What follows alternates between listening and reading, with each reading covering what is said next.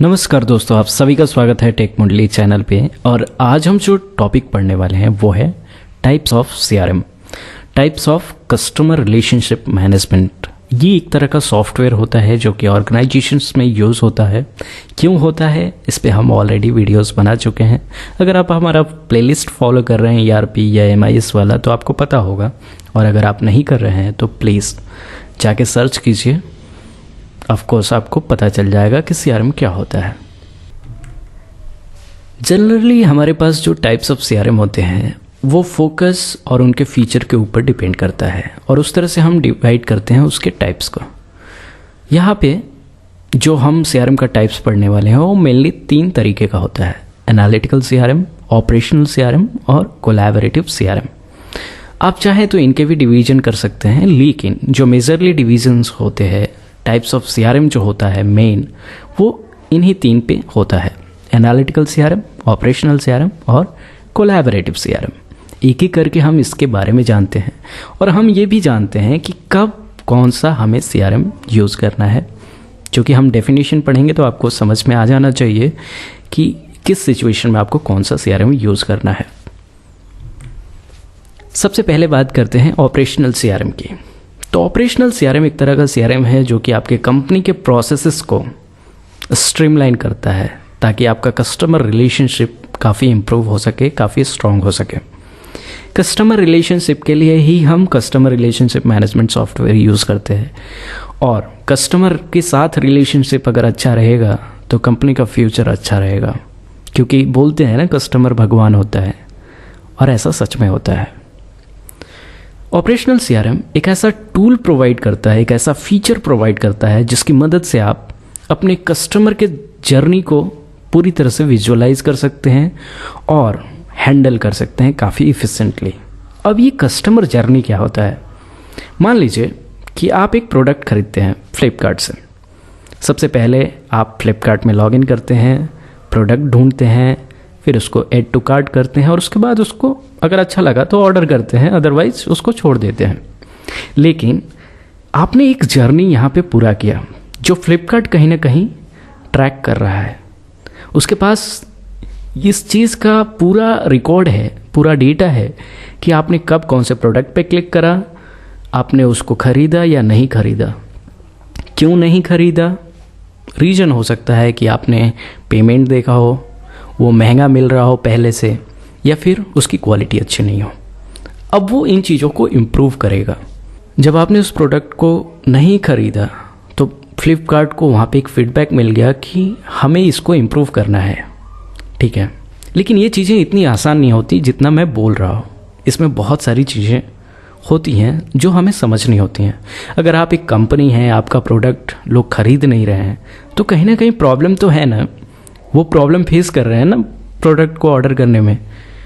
क्या देख के ऑर्डर नहीं कर रहे हैं? अगर आपके पास ये डेटा हो तो आप उसको ऑफकोर्स इम्प्रूव करेंगे अगर आपको बिजनेस रन करना है तो। ठीक वैसे ही ऑपरेशनल सीआरएम के अंदर ये फीचर मिलता है ताकि हम अपनी चीज़ों को इम्प्रूव कर सकें, कस्टमर के साथ रिलेशनशिप्स को और भी मजबूत कर सकें। ऑपरेशनल सीआरएम ये ऑटोमेशन फीचर्स हमें प्रोवाइड करता है, जैसे marketing automation, sales automation and service automation, और भी बहुत सारी चीज़ों को ऑटोमेट कर देता है। हमारे काम को ऑटोमेट करता है। अगर हम एक कंपनी हैं तो इन सारे काम्स को मैन्युअली करने के लिए हमें एक एम्प्लॉय रखने पड़ते हैं। लेकिन क्या हो कि जब अधिकतर चीज़ें काफ़ी आसान हो जाए हमारे एम्प्लॉयज़ के लिए, तो कहीं ना कहीं कुछ एम्प्लॉयज़ का जो टाइम होगा वो हम कहीं और यूटिलाइज कर सकते हैं। और ऑपरेशनल सीआरएम के अंदर ये सारे फीचर्स होते हैं। तो हम ऐसा कह सकते हैं कि ऑपरेशनल सीआरएम हमें मदद करता है ऑपरेशंस को इम्प्रूव करने में। और वो ऑपरेशंस किस दिशा में? कस्टमर रिलेशनशिप को मजबूत करने की दिशा में। अभी हम बात करेंगे एनालिटिकल सीआरएम के बारे में। एनालिटिकल सीआरएम होता क्या है? इसका नाम ही आपको बताता है कि एक ऐसा सीआरएम जो एनालिटिक्स में आपको मदद करे। एनालिटिकल सीआरएम का जो प्राइमरी फोकस होता है ना, वो कस्टमर डेटा जो कंपनीज के अंदर है उसको एनालाइज करने में मदद करना होता है। उन डेटास को आप एनालाइज करके इम्पॉर्टेंट इंसाइट्स गेन कर सकते हैं अपने कस्टमर के बारे में। इम्पॉर्टेंट इंसाइट का मतलब क्या है?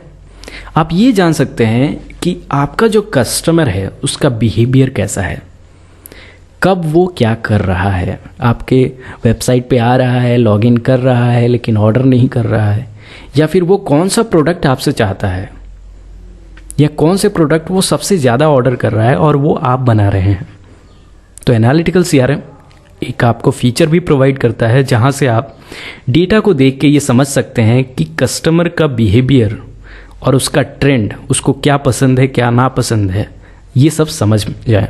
तो एनालिटिकल सीआरएम एक ऐसा फीचर भी प्रोवाइड करता है जो आपको मदद करता है अपने कस्टमर के बिहेवियर को समझने में, उसके ट्रेंड को समझने में, कस्टमर ट्रेंड को समझने में। कस्टमर ट्रेंड क्या होता है? अभी रिसेंट में कस्टमर्स क्या आपके वेबसाइट पे या एज अ कंपनी वो आपसे क्या चाहते हैं, इसको हम ट्रेंड बोलते हैं। ट्रेंड नॉर्मल भाषा में हम उसी को बोलते हैं जो अभी के समय में चल रहा हो। जैसे कि अभी कुछ देर पहले वर्डल गेम का बहुत बड़ा ट्रेंड था। अगर मैं आपको ट्रेंड का एक एग्जांपल बताऊं तो मैं इस तरह से बता सकता हूं कि अभी आपने रिसेंट में एक मूवी का नाम सुना होगा, पुष्पा, और बहुत सारे लोग यूट्यूब पे उसकी मिमिक कर रहे हैं, बहुत सारे लोग उसके गाने पे डांस कर रहे हैं, और जैसा अल्लू अर्जुन ने किया था ठीक वैसा ही दोहरा रहे हैं। तो कहीं ना कहीं हम कह सकते हैं कि ये एक ट्रेंड चल रहा है जिसमें पुष्पा के डायलॉग्स को, पुष्पा के सॉन्ग्स पे बहुत सारे लोग मिमिक कर रहे हैं, उसको मिरर कर रहे हैं। ठीक है, तो इसी तरह का एक ट्रेंड होता है कि कस्टमर को एक पर्टिकुलर प्रोडक्ट या पर्टिकुलर फीचर बहुत ही पसंद आता है और बहुत सारे लोगों को वो चीज़ें पसंद आती हैं, और इस तरह से आप उसके ट्रेंड को समझ पाते हैं। जैसे गूगल ट्रेंड्स पे आप जाकर चेक कर सकते हैं कि अभी लोग सबसे ज़्यादा सर्च क्या कर रहे हैं। तो ट्रेंड के बहुत सारे डेफिनेशन हो सकते हैं, और जो मेन लेमन टर्म में अगर मैं उसका डेफिनेशन दूँ तो यही होता है कि करंट में क्या चल रहा है, यही है ट्रेंड।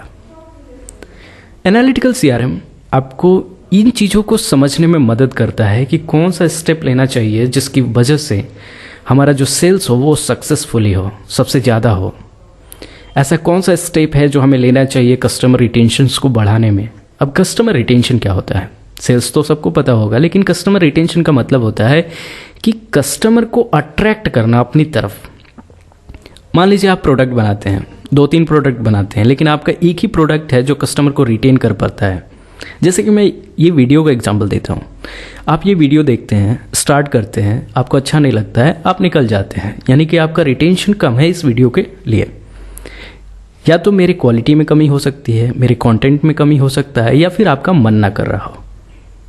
ठीक है, इस तरह के अगर मान लीजिए कि आपने मेरी पूरी वीडियोस देख ले तो कहीं ना कहीं रिटेंशन ज़्यादा है आपका इस वीडियो के प्रति। ठीक वैसे ही प्रोडक्ट के प्रति किसी कस्टमर का रिटेंशन ज़्यादा हो सकता है, किसी का कम हो सकता है, और उसको आपको समझ के इम्प्रूव करना है।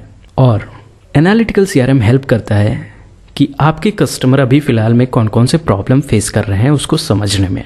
तो होप कि आपको पता चला होगा कि एनालिटिकल सीआरएम क्या होता है, कौन से सिचुएशन में आप इसको यूज़ कर सकते हैं। जब आपके कंपनी में बहुत सारा डेटा हो आपके कस्टमर्स के, और आप चाहते हैं कि कैसे सेल्स को इम्प्रूव करना है, कैसे कस्टमर रिटेंशन बढ़ाना है, कैसे कस्टमर प्रॉब्लम्स को सॉल्व करना है, कस्टमर क्या चाहता है ये जानना है, एक इम्पॉर्टेंट इंसाइट जाननी हो, तो आप एनालिटिकल सीआरएम का यूज़ कर सकते हैं। उसके बाद है कोलैबोरेटिव सीआरएम। कोलैबोरेटिव सीआरएम के नाम से ही पता चलता है कि कहीं ना कहीं कोलैबोरेशन की बात हो रही है।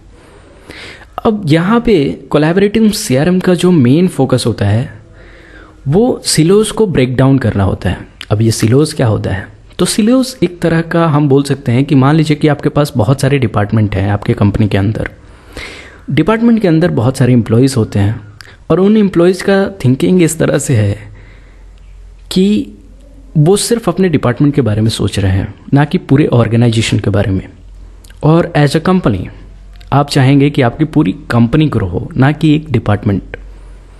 तो सिलोज उसी को बोलते हैं जहाँ एक बाउंड्री क्रिएट हो जाता है डिपार्टमेंट का, डिपार्टमेंट वाइज। सेल्स डिपार्टमेंट को पता नहीं कि कस्टमर सपोर्ट में क्या चल रहा है, कस्टमर सपोर्ट को पता नहीं कि सेल्स में क्या चल रहा है, और इन दोनों को पता नहीं कि मैन्युफैक्चरिंग में क्या चल रहा है। हर डिपार्टमेंट को दूसरे डिपार्टमेंट की कोई खबर ना होना ही सिलो बोला जाता है, लेमन टर्म में बता रहा हूँ। और कोलैबोरेटिव सीआरएम का जो मेन एम होता है इस सिलोज को तोड़ना होता है। इसमें होता क्या है कि एक डेटाबेस होता है जहाँ पे आपके कस्टमर का डेटा सेव होता है, और वही डेटा हर डिपार्टमेंट एक्सेस करता है।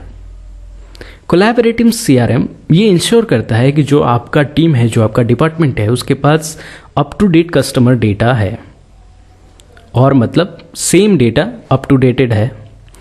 मान लीजिए कि दिल्ली में आपका एक ब्रांच है, एक मुंबई में ब्रांच है। एक कस्टमर आपके पास दिल्ली में कोई प्रोडक्ट खरीदता है और उसके बाद वो रिलोकेट होकर मुंबई चला जाता है और वहाँ पे कोई प्रोडक्ट खरीदता है, या फिर वहाँ पे उस प्रोडक्ट की सर्विसेज के लिए जाता है, तो आप उसको समझ पाएँ कि ये प्रोडक्ट कहाँ पे ख़रीदा गया था और उसके लोकेशन को अप टू डेट कर दे, ताकि आपको पता चल सके कि ये कस्टमर प्रोडक्ट तो दिल्ली से ख़रीदा लेकिन सर्विसेज मुंबई में लिया है। और इस तरह से आपको बार बार, यानी कि मान लीजिए कि दिल्ली में भी आपने उसका डेटा लिया और मुंबई में भी डेटा लिया, तो सेम डेटा दोबारा लेने की ज़रूरत ना पड़े। उससे डेटा रिडंडेंसी बढ़ती है और सेम ही डेटा मल्टीपल लोकेशंस पे एग्जिस्ट करेगा, तो कहीं ना कहीं कन्फ्लिक्शन क्रिएट होगा। और तो up to date customer data रखना बहुत ही ज़रूरी होता है और सबको वो एक्सेस हो, ये भी इंश्योर करना बहुत ही ज़रूरी होता है। और वहाँ पे कोलैबोरेटिव सीआरएम आपको मदद करता है। एग्जाम्पल के लिए मान लीजिए कि आप एयरटेल में कॉल करते हैं और बोलते हैं कि मेरा इतना पेमेंट डिडक्ट हुआ है, या फिर किसी बैंक में। वहाँ पे जो सामने वाला पर्सन होता है वो आपको एक टिकट जनरेट करके टिकट आईडी देता है, और संजोग से आपका कॉल कट जाता है उस इंसान के साथ। फिर आप कॉल करते हैं और आप उससे पूछते हैं कि मैंने एक टिकट रेज किया था, टिकट आईडी ये है, और उस टिकट आईडी की मदद से वो आपको बताता है कि ओके, आपका जो इशू है वो अभी कहाँ पे पहुँचा है, अभी सॉल्व हुआ है या कितना टाइम लगेगा, वो उसका स्टेटस चेक करके बता देता है। ये कैसे होता होगा? तो कहीं ना कहीं उसके पास अप टू डेटेड डेटा होगा। फ़र्क नहीं पड़ता कि आप कॉल करते हैं और सेम इंसान से बात हो रही है या फिर सेम ब्रांच पे बात हो रही है।